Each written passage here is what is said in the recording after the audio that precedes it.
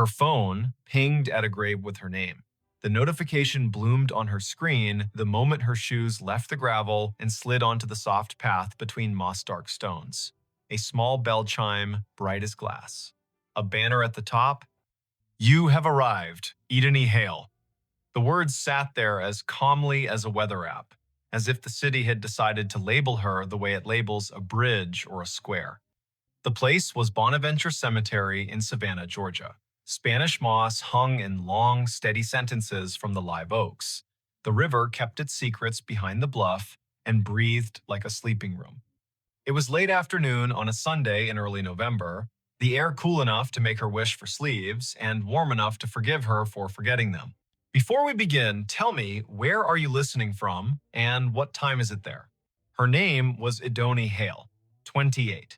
She worked in visitor services at a small maritime museum upriver, the kind of job that made her memorize the angles of ships and the dates when storms came ashore. She liked fonts and quiet, and the sound salt makes drying on stone.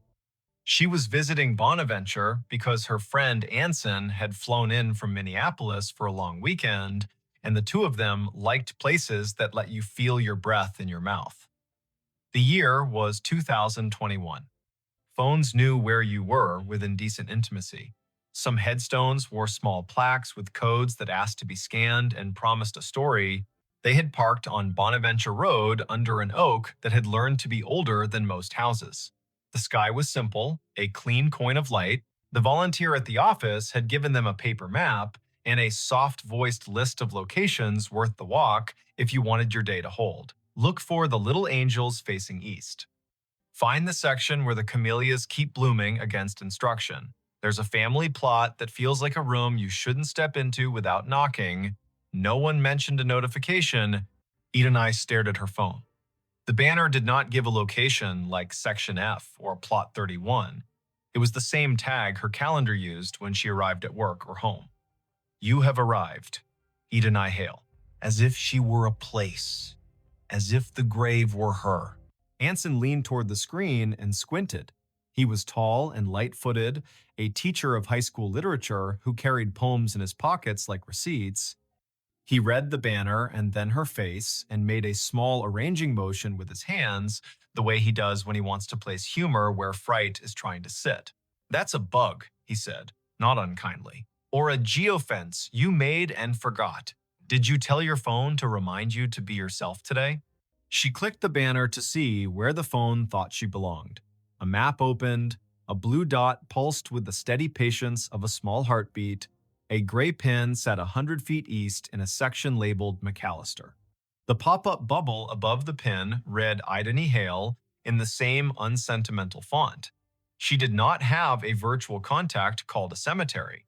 She had not created a reminder to arrive at her own name. The phone had decided the path curled between stones with dates that made you speak them out loud, because numbers are easier to hold when they come through the mouth. 1873, 1920, 2009. The oaks leaned as if sold on the idea that the living need rehearsal space. Anson spoke a tour fact about a poet who loved this place and whose plaque visitors touch in a small, quick superstition. Edeni nodded because liking facts is a way of staying steady. Her pocket shook again. Another chime, the same banner. "You have arrived, Edeni Hale." She breathed the way the yoga teacher on the internet tells you to. In through a count of 4, hold for 4, out for 6. They followed the path east until the bluff opened its shoulder and let the wind test their sleeves. The section ahead was a little higher, a little more sure of itself. A plot enclosed by low stone, dressed in ivy, sat beneath a live oak that looked like a table that had decided to grow legs. In the center stood a headstone gray as rain, taller than Edeni's shoulder. The name at the top held Edeni Hale. She stopped. You might have stopped too. Her name was not common. Her mother had found it in a book of Old English names and liked the way it sounded like a promise made under a tree. She had never met another Edeni. To see the letters in this order on stone felt like stepping into a movie where you have lines you did not audition for. Anson's hand found her elbow without a show of it. He had the sense not to say, "Wow," or "Are you kidding?" He stood with her and let the river finish a sentence neither of them had started. The dates carved below the name were the first clean relief, 1974 to 2014, not hers. A woman 2 decades older, gone 7 years now. Under the dates, a line that read as Keeper of the Keys. The stone carried a small oval of glazed photo, a face with hair tucked back, eyes steady, a glint of a keyring at the edge of the frame. The oval was rubbed to a shine from fingers, the way love polishes small things while refusing to say it is love. On the right-hand corner of the stone, someone had bolted one of the new plaques with its little square of patterns. Scan to learn more. People who love story cannot resist a square that holds one. Idani lifted her phone and let the camera see. A link opened without asking for anything. A page built by a memorial service company bloomed. At the top, the name again. Below, a small biography. A life lived with habits, upright and kind. A childhood in Chatham County, a long run as cemetery sexton. The last line read in a voice that felt like a woman sitting on a step with a mug and a warning and a grin. If you need something, tell the ground. It will tell me. While she read, the phone hummed again. Not a banner this time.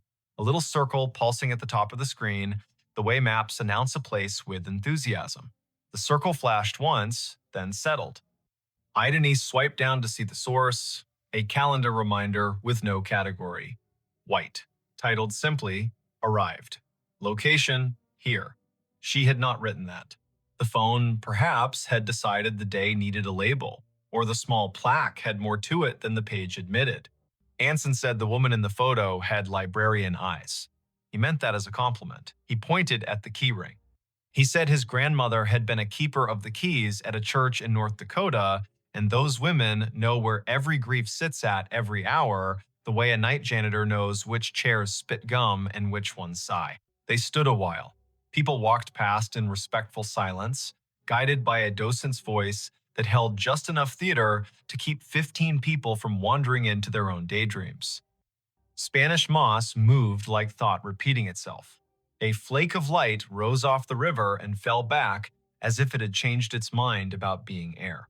It would have been a good story already finding your own name on stone, a phone that had the audacity to tell you you had arrived, but something else decided to be true. A little tone sounded from the phone, the way sounds do when an app you forgot you had decides to help. It was the noise her AirDrop made when someone nearby wanted to share a photo at inopportune moments. The screen shifted to a dialogue. A file offered to send itself to her. The sender name was a string of letters and numbers that meant nothing.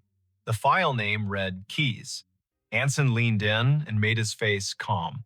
Decline, he said gently, because strangers in public places with quick hands make tricks, and both of them work in museums and have seen every version of the human habit of testing boundaries. She hovered. Decline would be wise. Accept would be a dare. She pressed accept because sometimes you let stories finish what they start. The file downloaded. It was not a photo, it was an audio file, a minute 42 in length.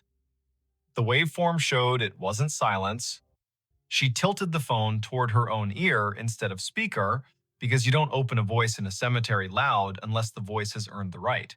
Static first, then the sound of wind combing something thin, then a woman's voice, the age of a woman, who tells tools where they belong and expects cooperation. The voice said, dry as a towel and warm as a summer kitchen. If you are standing over me, child, and your name is mine, you can help me keep my promises. Put your phone on the stone and leave it be a minute. It will tell you where to stand next. Anson's eyebrows did a small jazz riff and then tried to behave. Okay, he said softly, a word that meant, I am here and I am not going to ruin this with cleverness. Idani set the phone on the flat top of the headstone the way the voice had instructed. The screen slid into its lock. Her reflection replaced her. The oval photo looked past her shoulder the way old photos always do.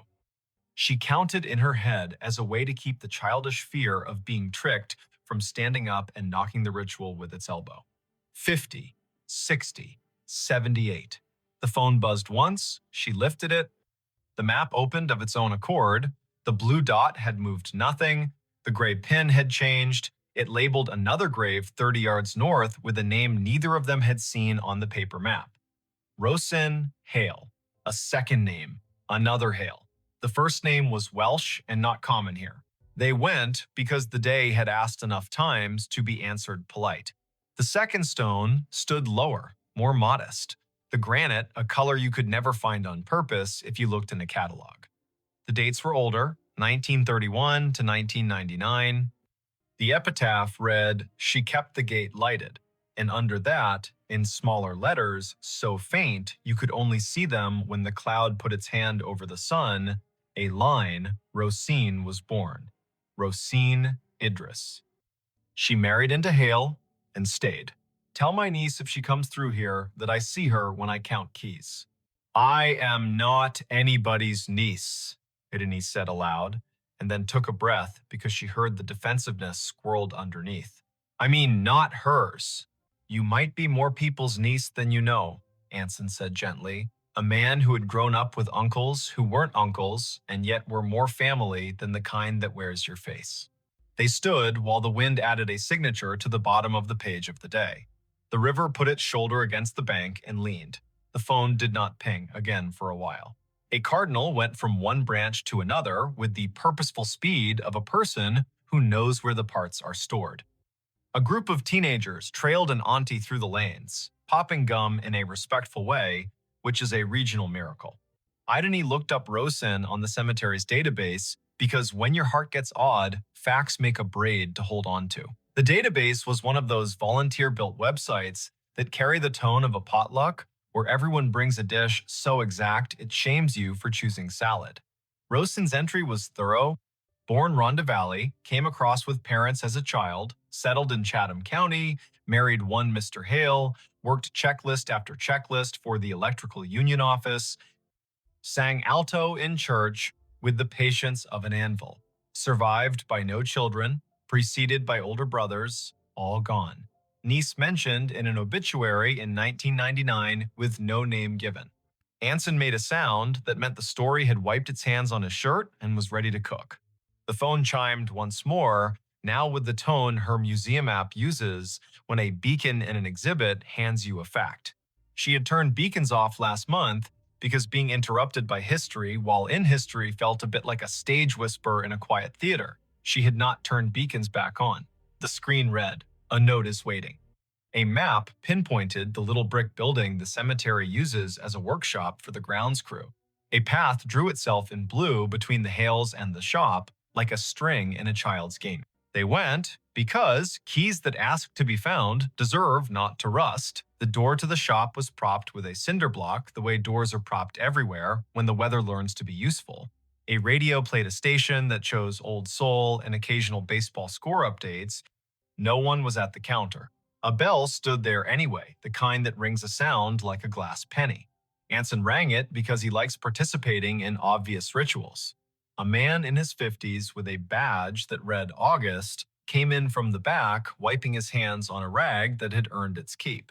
"You folks need a map," he asked, then took a longer look at their faces and revised. "Or a minute." "We were by the Hale Stones," Idani said, and watched the way a man looks when a rhyme finds his ear and tells him it cares. August nodded. "Course you were," he said. "I keep an envelope for that family. Been waiting on who it's waiting on."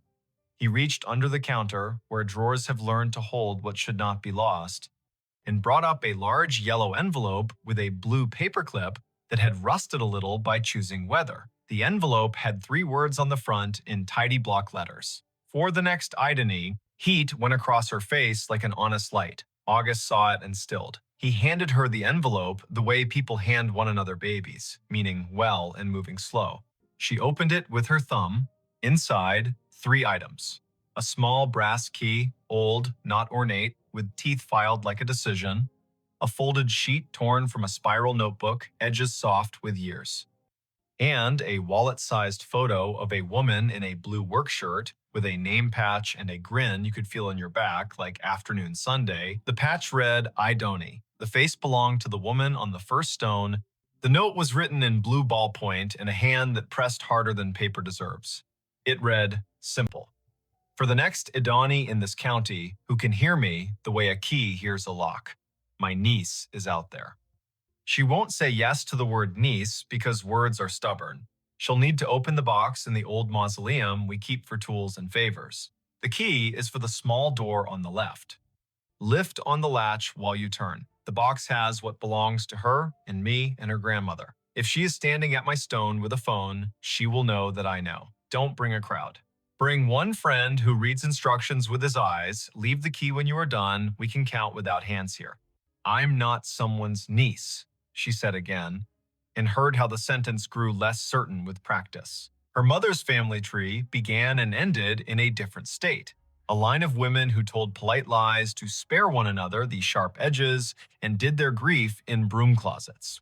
Her father had not survived long enough to name distant relations. He had left behind a bent screwdriver and a smell that her body still could find when a day asked. Anson's hand found the counter in a quick pat, like checking for keys as you leave the house. You don't have to be a niece to be the person meant to do a thing, he said. But also you might, and it might not matter how that happened. August tapped the counter twice, a habit that sounded like a yes. The small left door, he said. People never see it. Take the path behind the office and go right at the angel with the missing hand. The mausoleum is the little brick one that looks polite. The left door sticks the way a lie sticks to a room. Do what the note said, lift and turn. They went back into the light. The blue string on the map did not bother now to draw. The path knew their feet. The angel with the missing hand stood where the volunteer had said, "Angels stand, face east," blank expression that suggested she had witnessed every century and found nothing quite bad enough to frown at yet. The brick mausoleum waited with that small pride buildings have when they know they are not the grandest on the block, but are the one that does the job without complaint. The left door looked like a panel added later. The brass latch had the smoothness that comes of being touched by people who mean to get work done. Idani slid the key in, the teeth caught, and then thought better of it. She lifted the latch with her other hand and turned. The lock gave. The door opened 6 inches and stopped, ticked by a wooden wedge that had been insinuated at the bottom by someone who had not wanted the door opened by accident or habit. Anson reached down and pulled the wedge free. It had a date burned into it with a soldering iron. 2014. The year on the first stone. Inside was a closet of sorts, pegboards and hooks, a rake missing its second tooth, a coil of twine that had memorized its circle and would not learn a new trick, and on a shelf at eye level, a tin bread box with a domed lid, painted a green faded to the color of river glass. No lock. Written in the same blue hand on a piece of tape was a word: hail. She lifted the lid like a person lifts lids on boxes that might contain bees or inheritance. Inside, arranged with the blunt care of someone who never made a mess unless a branch fell where it shouldn't, sat 3 items: a narrow ledger with a black cloth spine, a key fob with 3 small brass tags stamped with numbers, and a folded paper bag, the kind grocery stores use for baking flour, rolled tight and rubber banded with an elasticity that made its own sound. She opened the ledger first because pages are her map. Names, rows of them, dates, locations in the cemetery with check marks where gates had failed and been repaired. Next to some entries, a small star. Those starred names also appeared on the little brass tags.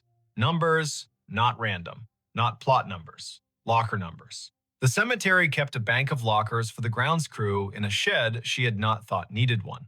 Her phone chimed in her pocket, a small suggestion from the maps. Direction nudged, left, then right. Then, would you like to add this location to favorites? She ignored the phone. The ledger asked for attention.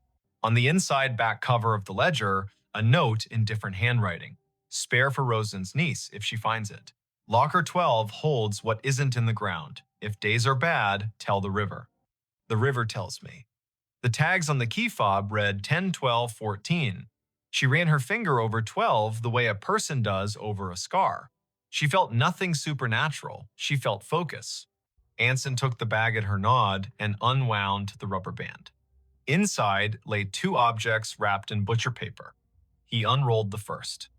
A locket. Gold. Thin as luck. with a hairline crack, shaped like lightning, if lightning were careful. Inside, a photograph so tiny it could be breathed away if you weren't paying mind. A baby in a christening gown that had borrowed lace from a curtain, the face pinched in the way newborn faces pinch. On the back, in pencil that had migrated into the paper like a crop planting itself, a name, Rosin Idris Hale. A line below it, for my niece to hold if she comes to hear me. He unrolled the second, a county map from 1968, creased, the paper's fiber gone feathery at the folds. A road circled in blue pencil, a margin note. That old step bridge out by the waterworks. We left something in the middle beam in 74. If you can't find it, it means we didn't need it. If you can, well, you'll know. We are not going to a step bridge at dusk, Anson said, a man who loved old maps and also loved not getting in the paper under the wrong kind of headline. We are going to find Locker 12 while the Museum of the Dead is still on our side. They found the shed.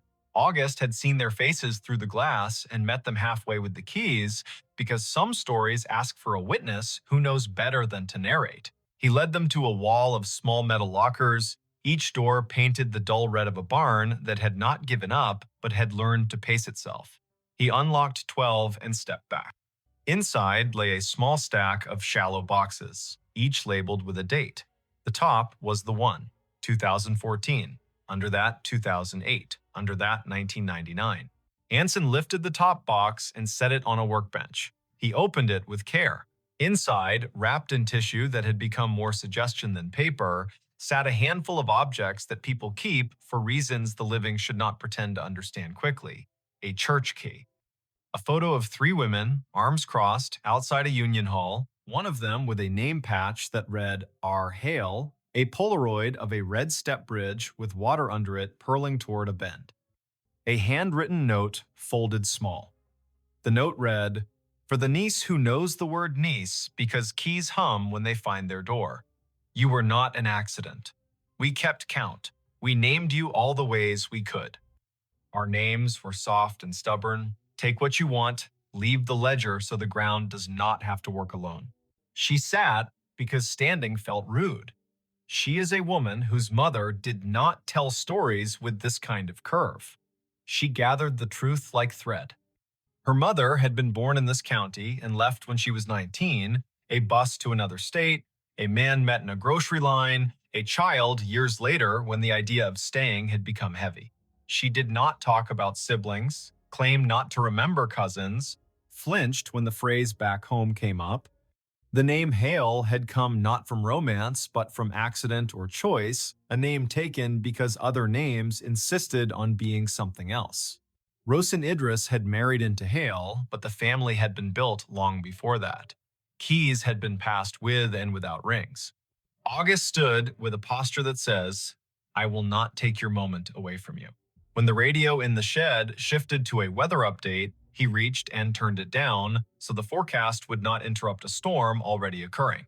Anson put his hand flat on the bench and counted to 8 for no reason his body would confess. "Tell me if you want me not to read the other notes," he said. The kind of friend a person needs in rooms where both mystery and bureaucracy show up at the same table. "Read," she said. "We're already here." The note in the 1999 box was from Rosin and felt like laughter on a porch when the pots are already washed.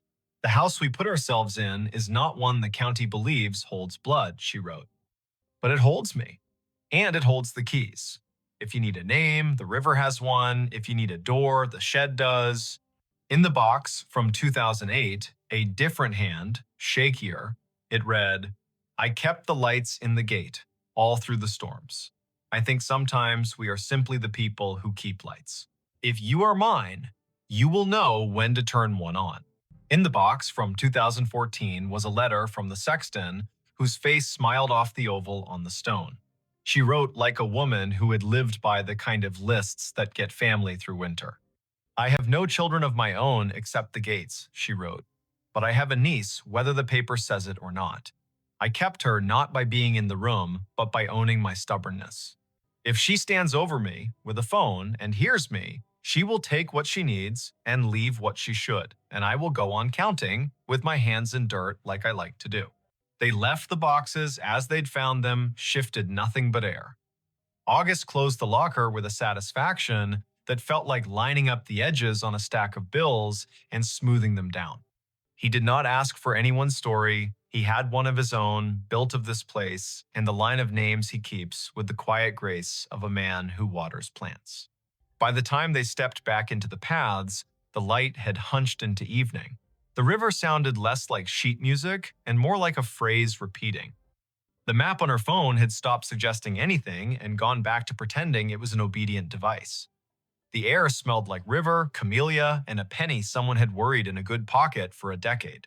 Anson asked if she wanted to go to the step bridge. She said no, in a voice that held both sorrow and a plan. Tomorrow, in daylight, when names sit on surfaces more politely. He agreed because this is what friendship is, a committee about timing. That night, she sat at her kitchen table with the ledger borrowed under August's nod and the locket under her thumb. She called her mother. The call rolled twice, and then the voice she knew and loved and sometimes resented filled the line with wind and caution. They made small talk for 30 seconds, and then they moved somewhere they had not walked together. "Ma," she said, "who was Rosen? Who was Idony before me?" Silence, sincere. A kettle somewhere in the house. The refrigerator willing itself to be steady. Finally, her mother sighed, and the sigh sounded like a drawer allowed to close after being held open too many years. "My aunt," she said, "not by blood, by the kind of line people draw when the law does not help. She and the other one, the sexton, kept me safe when I was little and didn't know that my father wasn't safe to be around. They ran the lights in the cemetery and in the loose latch doors and told me when to lock things and when to open them. They were more my aunts than any of the few relatives that share me. When I left everything. I thought that was how you survive. I have not told you the parts you asked me about because I thought you'd want something tidier than I had, and because I am silly enough to think if I did not say the names, the ache would go to sleep." She told a story of a girl who sat on a stoop counting keys while two women kept a town's small doors in working order, literal and figurative. She told how those women had taught her to move through rooms with respect and to leave envelopes where they'd be needed. She did not speak tenderly about the man who invented the silence she had carried. She spoke tenderly about the other men, the ones who changed locks without asking why, and taught a child where the ladders were kept for days when rain insisted. "I should have told you," her mother said finally, soft with the fatigue of a woman who has not confessed a simple truth for a long time. "You have two names, the one I gave you and the one the other women left for you to find when you were ready. You belong to both. You belong to yourself most." They went to the step bridge the next day. It was out by the old waterworks, just as the margin note had said. The county had let weeds try to become the principal of the place, and the weeds had accepted the assignment with poor posture and pride. The bridge stood, red paint scabbed into beauty, water under it moving with the impatient streams have when the river bullies them with schedule. In the middle beam, behind a square of metal the size of a book, a hollowed space. Inside, wrapped in waxed paper, a ring of keys on a chain that had learned 3 hands. Each key had a number: 10, 12, 14. The fob matched the tags in the box. Beside the keys lay a square of paper with a tiny handprint in paint the color of that old camellia behind the office. A child had been here once. She had pressed her hand down. Someone had saved it for a woman who would put her hand down later and understand they did not take the keys. She set her palm over the handprint. The sizes did not match. The feeling did. She closed the plate. She and Anson walked back to the car with the sun finding their shoulders and the hum of insects writing their own accurate dissertations on persistence. Back at the cemetery, she returned the ledger. August nodded like a man at the end of a good piece of work. She walked to the first stone and put 2 fingers on the glazed oval where the sexton's face had learned to look past tourists to the river. She did not speak. She let the ground and the river carry whatever needed moving. Her phone did not ping again there. It would ping months later, once in a grocery store aisle in a different city, when an older woman in a Union jacket looked at her and tilted her head in a way that meant keys are a language. It would ping once again when she held the hand of a friend through a night much too long and heard as clearly as weather a voice say, "Lift and turn." It would ping at odd hours for the next several years when doors asked to be locked or opened with care. Sometimes it would be an app acting like a person, sometimes it would be a person acting like a map, sometimes it would be a name arriving in a room with good manners and old roots. If you want the tidy ending, it is this. She wrote to the memorial company to ask who had access to the airdrop at the stone. No one answered in a way that satisfied anyone who cares about permissions. She kept the photo of the sexton in her wallet behind the museum badge and found that having a face like that near your ID keeps you from forgetting where the door to the stairwell is in a fire. She learned to count gates with her hands, the way women in that county had since the first lock learned the first habit. She took pies to August's workbench and listened to his stories. She phoned her mother on Sundays and let the conversation go long enough to find the sentence that mattered each week. She carried with her the sentence from the Oval's page. If you need something, tell the ground. It will tell me. If you want the less tidy truth, it is this. Sometimes your life is a geofence you didn't set. Sometimes you arrive at your own name carved in stone, and the stone says, "Welcome." Sometimes you are the niece of women who bent keys into new jobs and called that bending prayer. Sometimes your phone pings at a grave, and the ping is only a device doing what it was taught, and sometimes it is a noise a river makes when it is trying to talk through everyone's machines at once. If this happens to you, if you walk under trees that have learned the art of holding up clouds, and a little bell sounds in your pocket, and your name appears as a place, don't panic. Stand where you are. Read the dates out loud so the year will stop pretending it is only a number. Touch the stone with 2 fingers, not more. Listen for the voice that sounds like someone who knows where the ladders are kept. If a key is offered, lift and turn. If a door sticks, lift and turn. If a person asks for a niece, say the word niece like a new tool you know how to use. And when you leave, take the long path that wanders near the bluff. The river will be there keeping count. The oaks will be there practicing their patient grammar.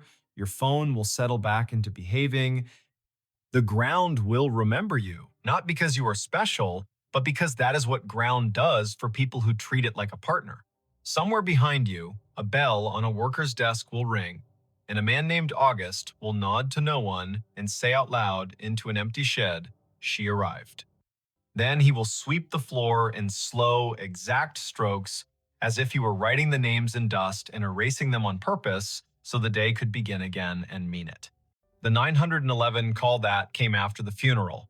They folded the flag for him at the little brick church on Ellsworth Avenue, and the wind tried to take it twice before the honor guard's hands persuaded it to behave.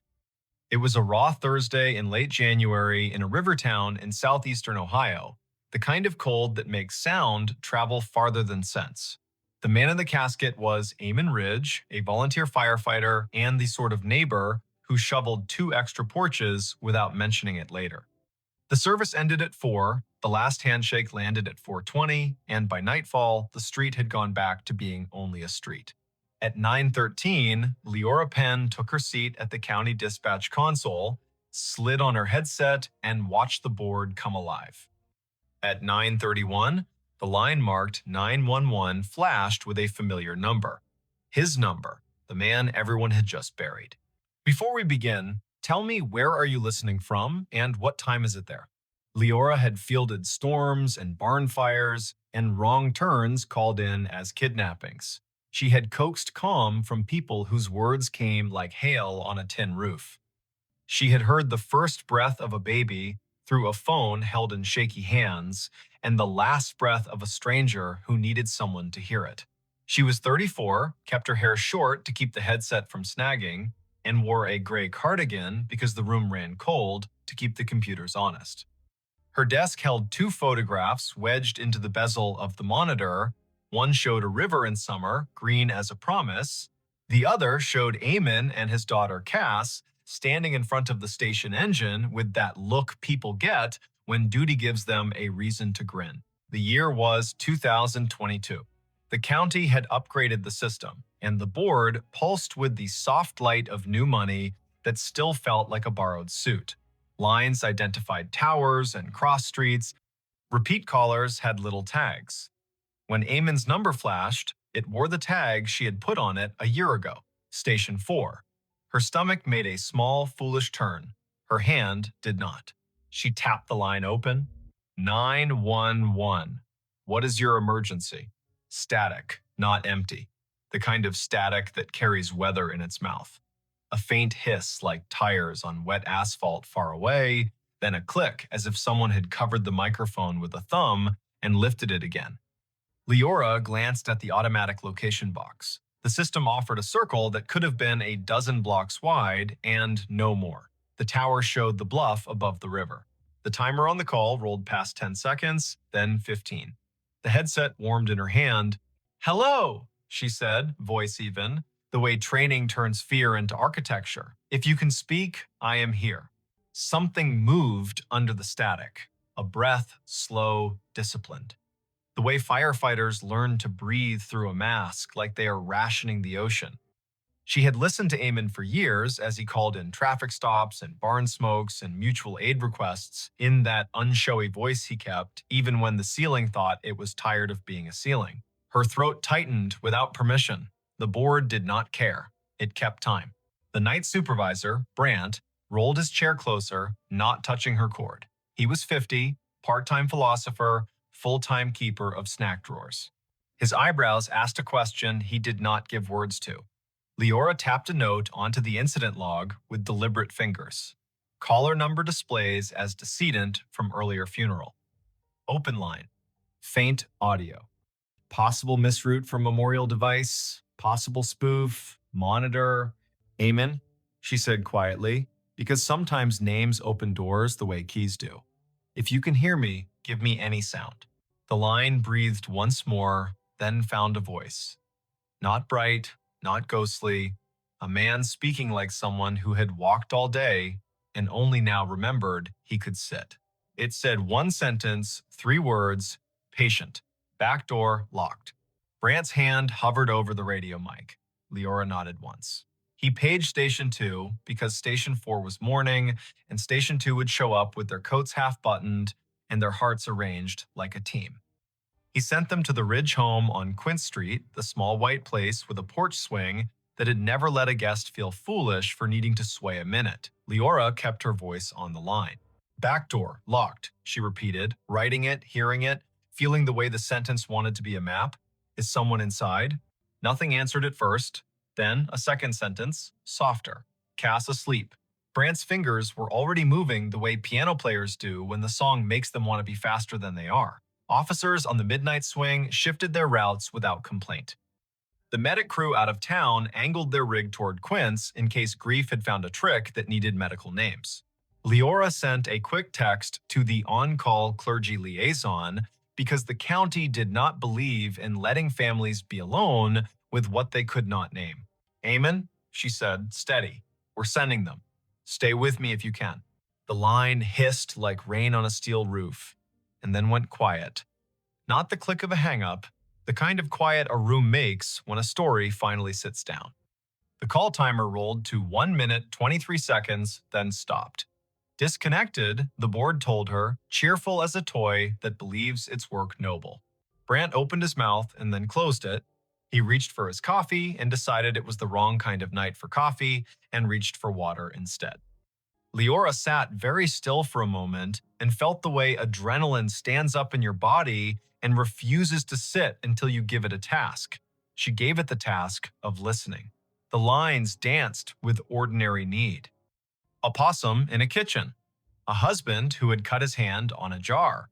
A neighbor who had heard a window break and then realized it was the television. Her hands did their work. Her ear held a room for the line that had gone quiet. Officer G. Park radioed in first. Voice crisp. Tires crunching on salt in the street. Unit 3-1. Quince Street. Back porch light on. Back door indeed locked. Copy request to knock. "Copy," Leora said, hearing her own voice make simple shapes. "Proceed."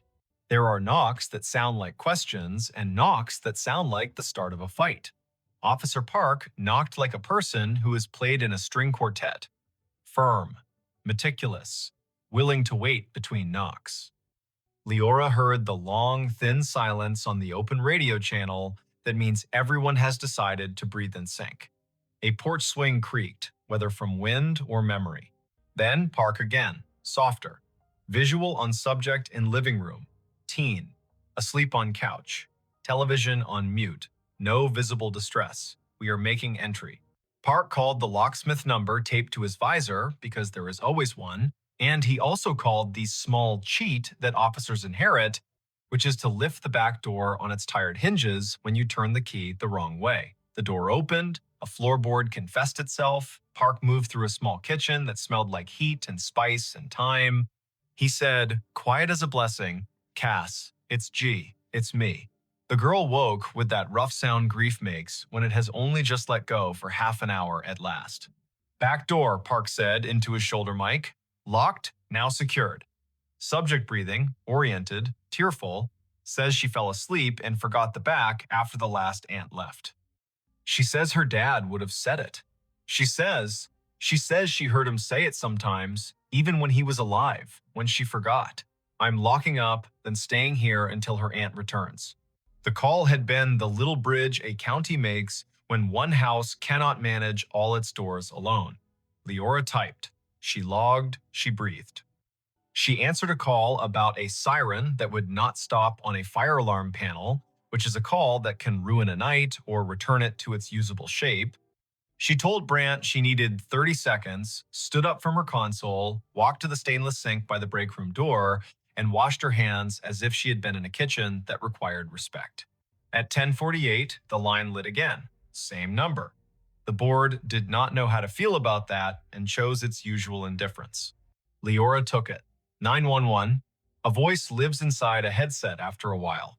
The nerves learn routes, the body decides where to keep the sound. The phrase came through low and clear. Basement. Pilot light. She did not hesitate. She sent the fire crew already on Quince next door. She told Park. She told the aunt, who had come breathless from her own house 3 blocks away, that they were going down the cellar stairs for the little square of flame that keeps a winter from doing more harm than good. She heard Cass in the background say, without fright, he always listened to the furnace like it was trying to tell him a joke. Engine 3 called in. Pilot light out. Gas smell minimal. Windows open. Relit. Carbon monoxide monitor registers safe. A firefighter Rowe, who had once done stand-up for exactly 2 open mic nights, and then decided his comedy belonged in the Bay with his coworkers, added gently, whoever called this in has good ears. The board calmed. The town kept its little noises. The river told the ice what to do, and the ice obeyed or not. Leora's shift slid past midnight. At 1:19, she poured tea she did not want and drank it because warm things are a kind of law. At 1:40, an old man reported a woman knocking on his side door asking for a light, and she sent Park and his partner again, and it turned out to be a neighbor who had locked herself out, and they laughed about solutions and did not mention grief, so it would not be tempted to take that house too. At 2:19, when the dispatch room feels like a lighthouse that forgot whether the bay is wide or just an eager creek, the line lit a 3rd time. Leora did not say amen out loud. She let the humanities teacher voice in her head that once told her names have heft say it for her. 911. This time the sentence was longer. Not elaborate, not difficult. The kind of sentence men say when they have spent their lives making tool lists. Check the pan on the back burner. Leora's fingers moved before she could tell them to, and 10 seconds later, Park said on the radio that a pan of oil sat glowing on the stove, forgotten by a cousin who had come bearing food, and then wept, and then gone to call another cousin and set the phone down on the porch rail. Park killed the burner, slid the pan onto a cold eye, and said, "Tell whoever's on that line thank you again." She said, "I will," and understood how inadequate that was, and also how there is no better sentence at 2:20 in the morning when a house has been held upright by 2 extra words spoken by a man with no air left to push them. By dawn, the calls had slowed to their usual winter trickle.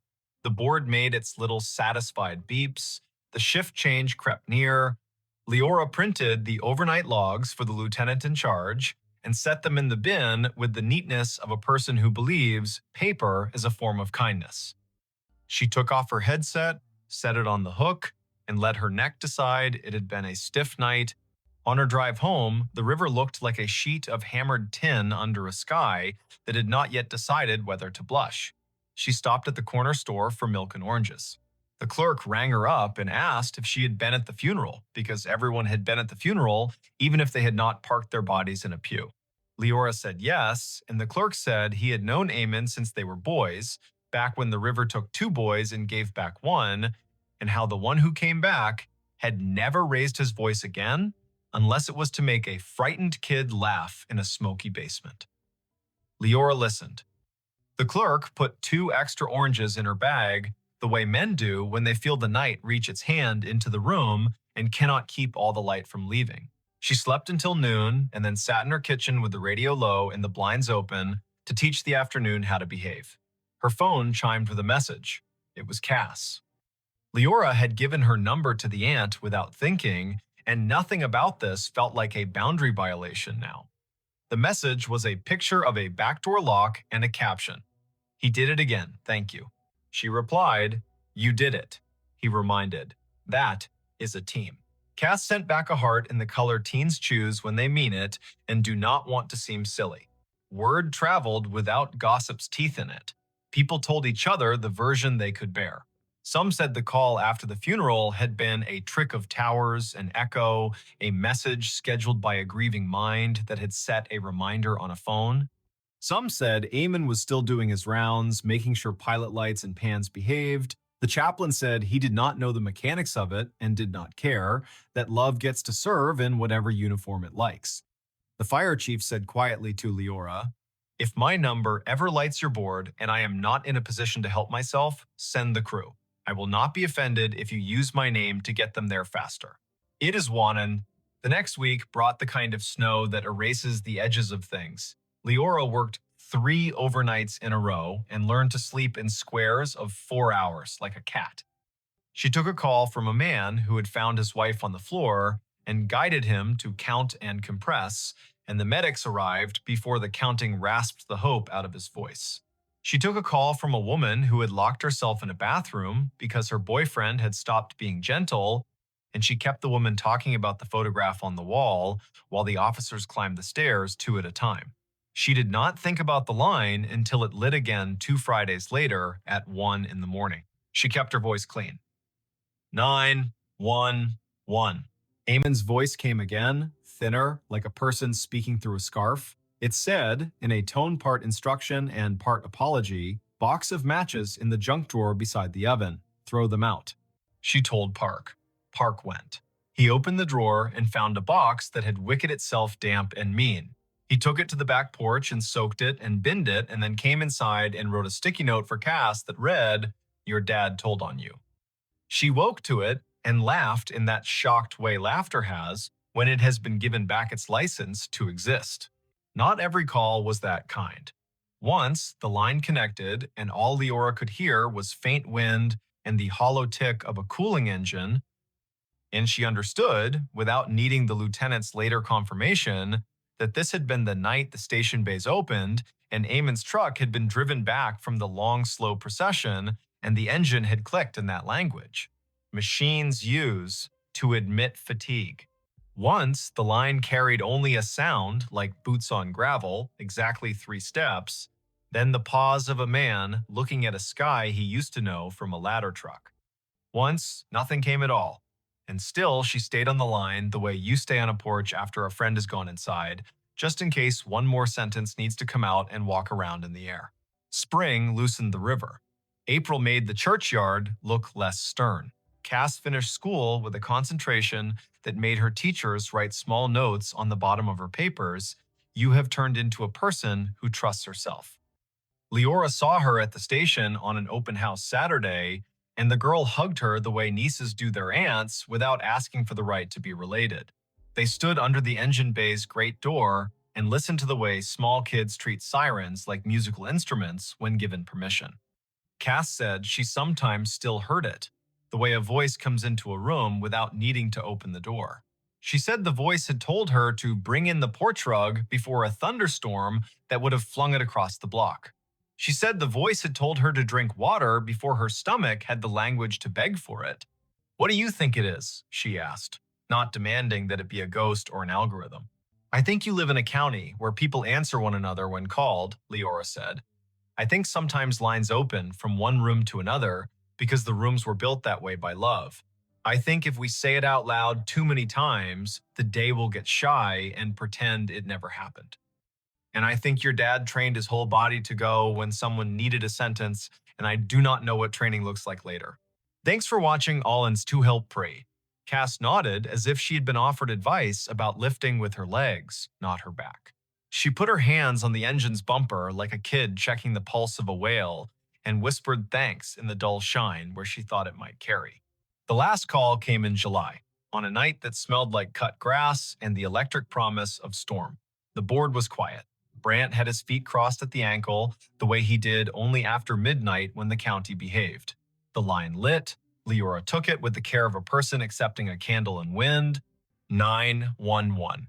There was no static, no breath, only a single word, perfectly ordinary, soaked in a patience she would remember until the last hour of her life.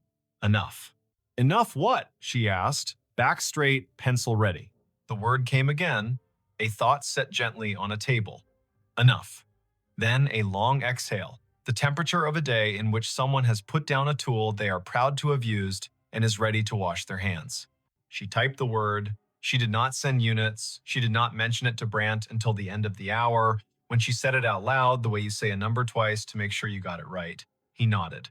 He threw a cough drop to her like a baseball, and she caught it and laughed because bodies insist on living. There were no more calls after that. The system reassigned numbers as systems do. The board forgot how to glow with that tag. When Leora sat at her desk and the photographs leaned against the monitor made their steady witness, she still sometimes heard the faint tap of a firefighter's gloved hand on a doorframe, the universal signal for ready. She bought a small, heavy key hook for her own kitchen, put it by the back door, and never forgot again.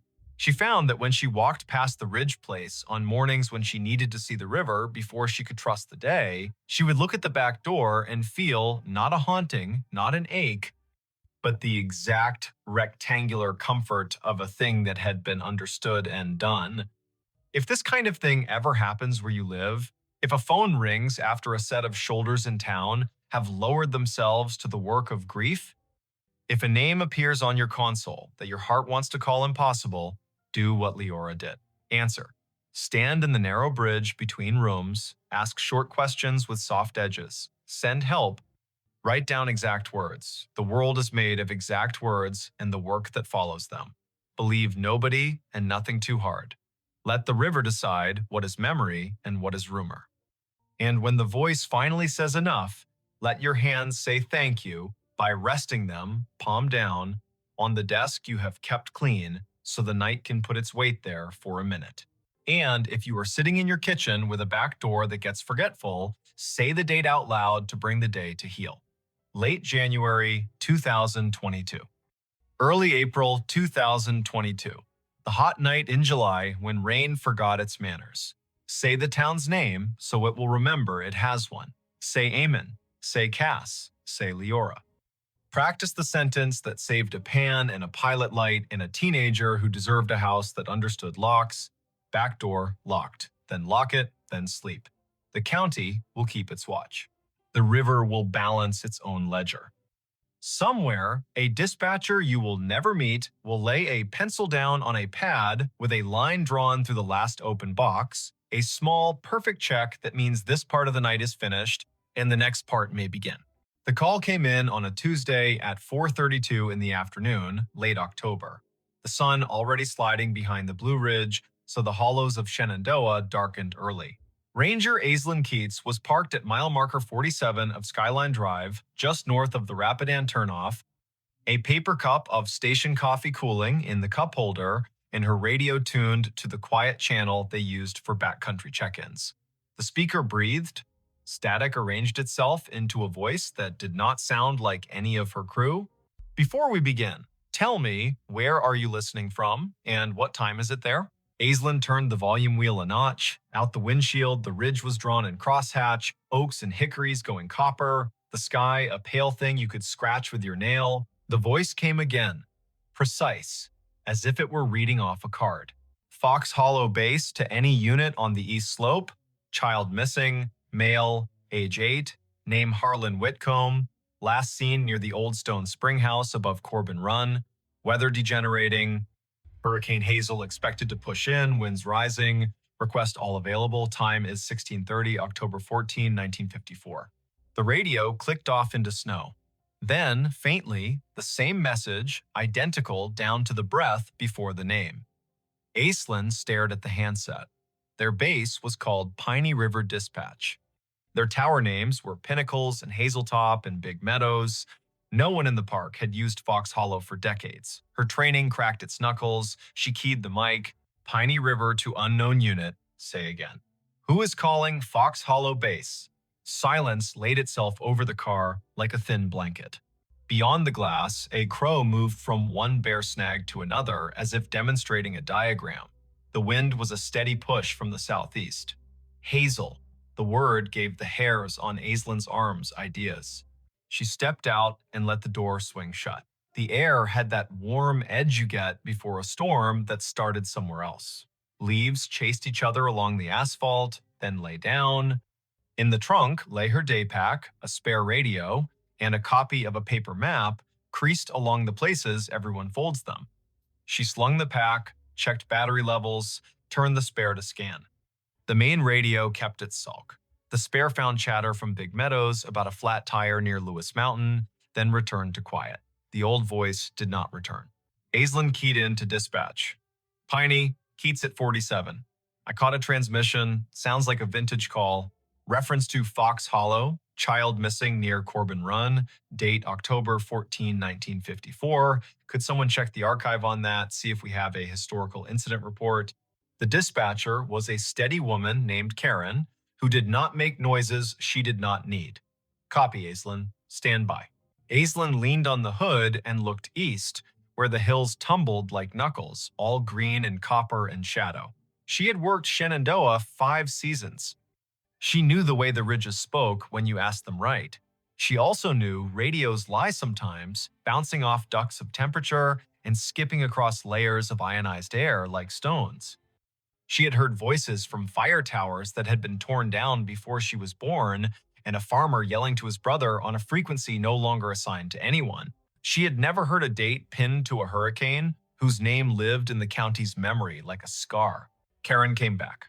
We have a typewritten Keats, Incident 1954-H, filed at Piney River. Hurricane Hazel, multiple rock slides, a missing person in the Corbin area, that name you gave. It is a cold file. It does not say recovered. I repeat, not recovered. No remains located. Not closed. Aislinn pressed the radio to her shoulder until the plastic complained. Copy. Can you send scans to my phone? I'm heading down to the Corbin Run access. If anyone else is close enough to meet, let them know. There was a pause, a little breath that was not static. Karen's voice softened a shade, the way people do when the past finds a way to ask for your time. Sending now. Watch your footing, the trails are a mess of marbles with the leaves down. Want Dupre from Hazeltop on, stand by. Affirmative. Aislinn slung the pack across her back and looked once more at the ridgeline. A truck from Fleet rumbled past, the driver lifting 2 fingers off the wheel in that rural benediction. Clouds had started as a rumor and were now themselves. The Corbin Run access was a gravel pull-off hidden beneath tulip poplars that had learned to whisper. Aislinn eased the truck in sideways and cut the engine. She took the trail with her boots, making small promises to each rock. The stream voiced itself down the hollow knit of last week's rain and this afternoon's melt of a single stubborn snowpatch in a shadow under a ledge. The map told the story of the lower springhouse, a square of stones where water had been convinced to behave. Above it, a ledge with a scatter of quartz chips, the leftovers of older hands doing older work. Aislinn kept an ear on her radio and the other on the creek. She caught the place where a trail forgets itself and becomes dear. She found the old springhouse, its stones asking to be counted. She touched the edge of the low wall with the kind of gentleness reserved for quilts and engines. She did not say the boy's name. The afternoon pulled its shoulders in. The radio breathed again. Same cadence, same careful voice. Fox Hollow base to any unit on the east slope.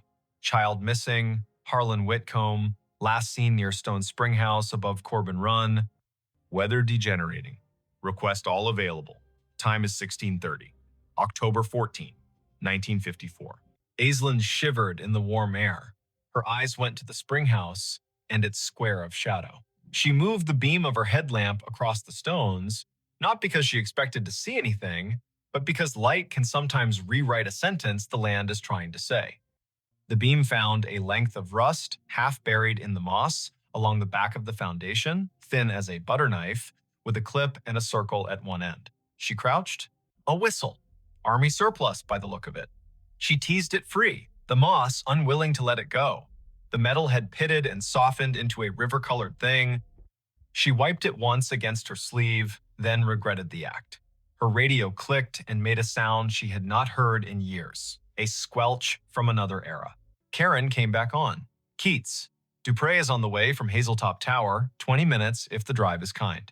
Archives show the boy was last seen by his father near the spring house, yes. The father left him to fetch his jacket from the car. Weather shifted, heavy gust pushed through, child gone when he returned. Tracks lost near the ledge above the run. 2 days of cruise, then Hazel brought the flood and they stood them down. The file has letters from the mother, 2 years after, asking if anyone found anything she could hold. Answer stamped no. Aislinn looked at the whistle in her hand, then at the spring that fed the run. The water wore a sheen of leaves thin enough to count. She keyed the mic. Found a whistle near the spring house. Will bag it. Doubt it has any forensic value after 6 decades, but a photograph might matter to someone. As she spoke, a figure eased out of the trees upstream. A man in the brown and green of a ranger uniform, but the cut of it was wrong in a way you can feel, even if you do not have the words. The shirt had pockets like ideas, the hat sat stiff as a rule book, he carried a strap radio that looked like a lunch pail with an antenna. He exhaled, then stopped when he saw her. "Ma'am," he said. There was a formality in the syllables, like church on a day that hurt. "We're sweeping the east slope." The boy's father said he was right here. He pointed at the stones, as if pointing could anchor the earth. Aislinn stood very still. The man's face had the smoothness of someone who had not yet had reason to learn what whiskey was for. His name tag said M. Elwood. His shoulder patch bore an American shield with a tree she did not recognize. He glanced down at her radio and then at the whistle in her hand. "You with us?" he asked. "You with Fox Hollow?" Aislinn's throat did the dry swallow of a person whose mind is faster than her words.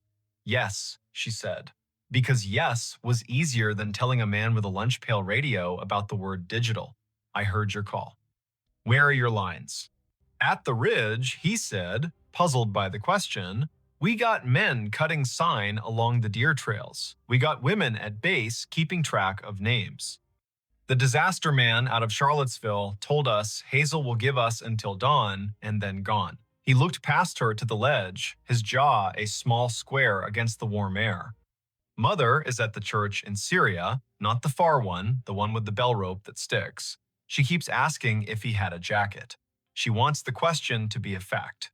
A gust moved through the trees on some business of its own. Aislinn felt the air change around the bones of the rocks. The man looked at her again, and the little muscle at the corner of his mouth twitched. "Your radio," he said. "You get this out to anyone else." "Yes." "We have a tower at Hazeltop. They know. Someone is coming." "Good," he said softly. Then he put 2 fingers to his brow, an old salute done halfway because distance is difficult to respect when the ground is asking for more of you. He stepped past her, boots exact on the damp leaves, and moved toward the ledge, listening with his face. He put a hand out as if to feel a draft. His outline lightened as if the warm air had decided he belonged to it. The forest made the sound of a coat hem brushed along a pew. He was gone. Aislinn stood, her hands empty now that the whistle had weight inside a bag. She did not call after him because naming a thing makes it pick a room and leave all the others. She climbed the slope above the spring house, careful, testing each foot. The ground showed her where it had let go before.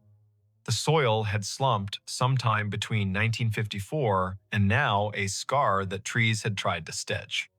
She scoped along the edge and thought about the father leaving for a jacket, a boy with a whistle and a spring that talks even when wind tells it not to. Dupre's SUV nosed into the pull-off as the last of the light left, and the storm made its speech. Jericho Dupre had shoulders like a doorframe and a way of stepping onto ground as if asking permission. He carried 2 headlamps and a calm that turned wind into a task rather than a threat. "You heard it too," he said, by way of greeting. "I did, twice." Then it came again down at the spring house. "I found this." She held up the bag. The whistle swung on its string, dull as an old firmament. He took the bag and looked as if it could tell him how to think. He listened. The wind pushed down the hollow. The radio hissed, then thought better of it. He nodded at the ledge. "If it were mine to write," he said, "I would say, slip." The file says, "Gusty before Hazel. A child with a small sense of infinity walks the line twice to see if the sound changes along the water." It does. He steps where the deer stepped, and the hill remembers it owes the river a favor.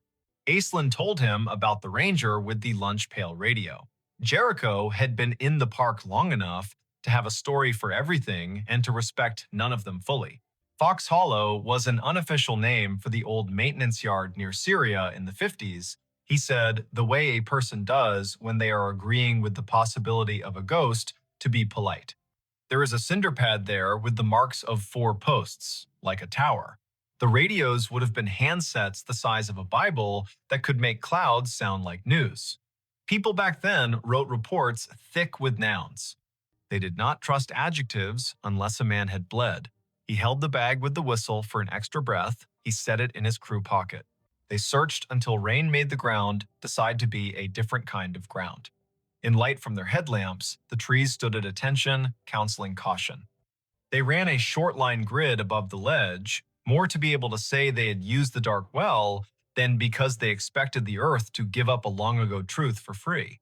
At 9, the radios called them home before the lightning made the argument personal. Karen met Aislinn at the office with a printout. The file had been scanned, crooked, and the edges were black, where the copier had tried to keep history from fraying. The incident commander's name was printed in a firm hand, M. Elwood. A note in the margin had been added later in pencil. Mother moved to Luray in '67, father deceased, no closure letter sent. The pencil note was signed with a small initial A and a dot.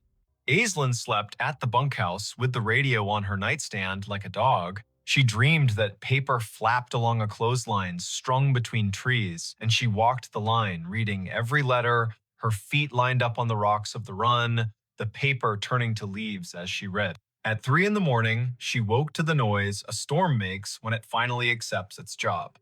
The world beyond the window went white, then black, then white again. She turned the volume down to half. She watched the rain write gloss on the sill. The radio stayed quiet. At 10, the day pulled itself together into rags. Aislinn drove down to Luray to a blue house where the porch had a swing, and the swing had 2 cushions that had learned how to be rain. She had a name from the file and a phone number that still worked, to her surprise. A woman in her 80s opened the door with the careful welcome reserved for officials who might be good news or could be kind even if they were not. "I am Aislinn Keats," she said, ranger with Shenandoah. "I am here because a storm pulled a thread and we saw where it ran."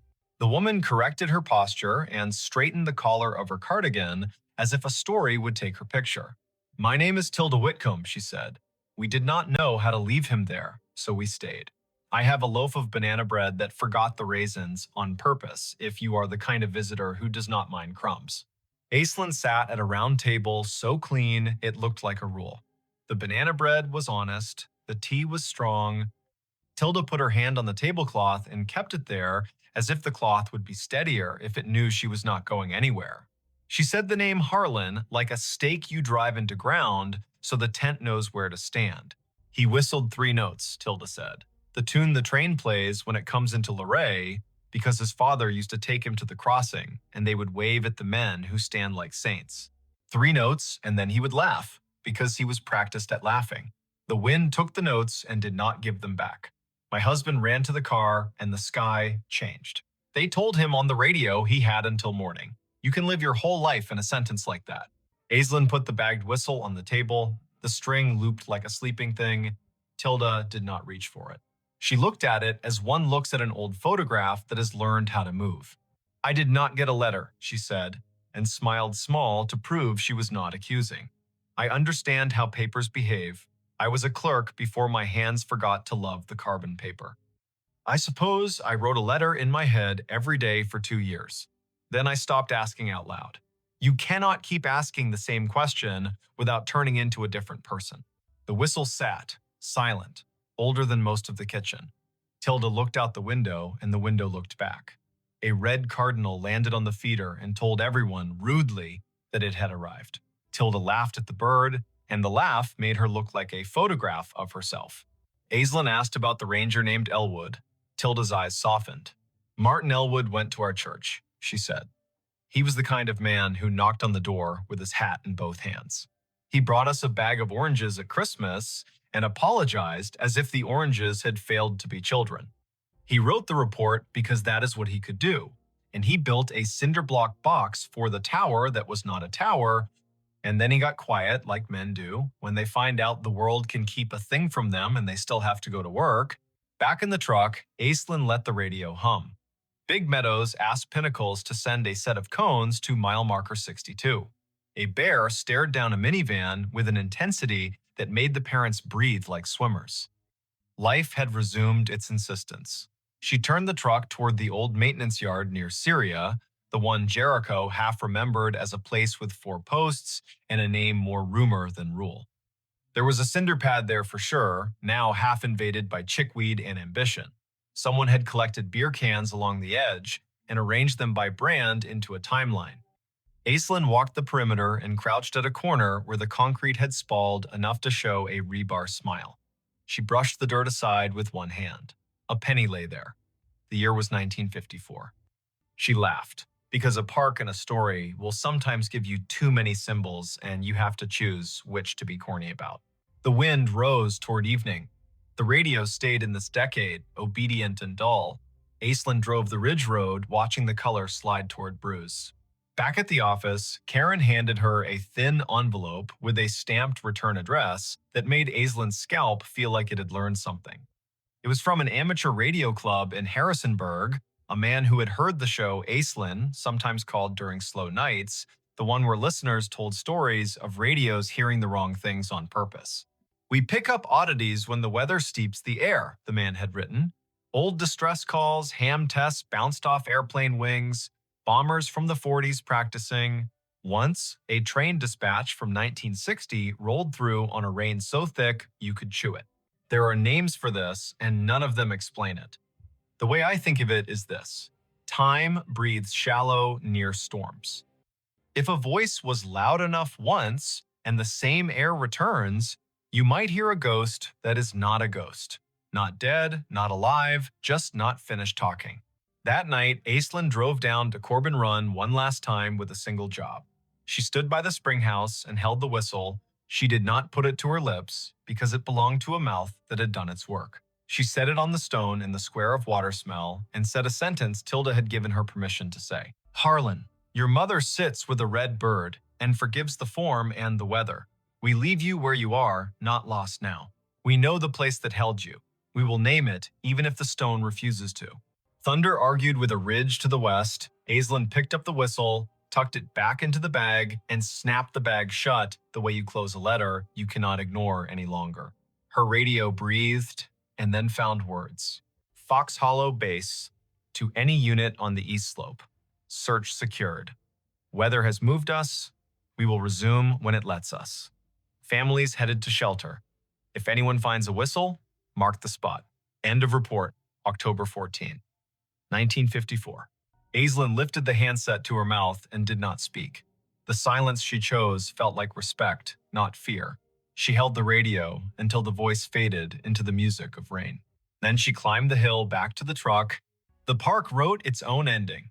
Winter stripped the ridge to bones. Spring came with its first honest green.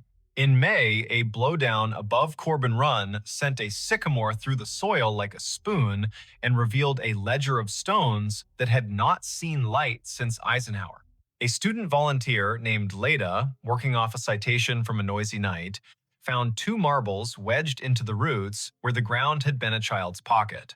One was blue as the ridge on a clear day. One was green as a first leaf. They were bagged, labeled, cataloged. The ranger who filled out the form wrote found near the old stone spring house, Corbin Run, coordinates to follow. The park historian wrote a small note and signed it with a letter that looked like an A and a dot. Aislinn drove to Luray with the marbles and the whistle and a copy of the incident report with Martin Elwood's name on it. Tilda put her hand flat on the table again. She looked at the marbles and did not touch them. She touched the paper instead, the ink, the line that said, "Weather degenerating." She said Harlan's name until it stopped feeling like an apology. She picked up the whistle, finally, and put it to her ear as if listening to metal were a normal thing, and perhaps it is. Some evenings after that, if you drove Skyline Drive near mile marker 47 and rolled your window down, you could feel a warm breath slide into your car even when the air was sound and cool. It was not spooky, it was geology and a mistake and a memory. At the spring house, a ranger tied a ribbon to a low limb that matched the color of the marbles, bright enough to be seen and quiet enough to be ignored by anyone who did not need a reason to pause. The ribbon got replaced each year by whoever remembered. Martin Elwood's name found its way into the little museum at Big Meadows on a card next to an old lunch pail radio and a photo of the old Fox Hollow cinder pad with 4 ghostly post holes. Next to it, a thin slice of paper, a carbon copy of a letter whose original had been lost. The letter said, "Dear Mrs. Whitcomb, we are sorry we did not find your boy to bring him home. We did not stop looking until weather and hope told us to stop. He was last seen by the spring house that feeds Corbin Run. If you come to the park, a ranger will show you the stones." The letter was signed in a hand that did not know how to be neat and still be sincere. M. Elwood. Every now and then, on the radio, in the kind of weather that puts a lid on the hollows and makes the ridgelight a ghost, Aislinn would hear a wash of sound that reminded her of a man with a careful voice calling to his crew. She never keyed the mic until it faded. She let the air finish its sentence. She would step out of the truck and breathe the warm breath held in the cut. She would look toward the run that kept talking to the river under the leaves. She would say what she had learned to say when a story meets a place and refuses to end, just because the people in it have "thank you quietly" to the air. Then she would drive on, a little slower than before, as if a child were walking along the edge of her attention and she had decided to step back from the edge too. If you are listening from a place where the weather is steady, imagine a ridge crouched under a storm and a voice from a year you have to say out loud, not with numbers, but with breath. 1954. Hazel. Fox Hollow. A boy with a train's 3 notes in his mouth.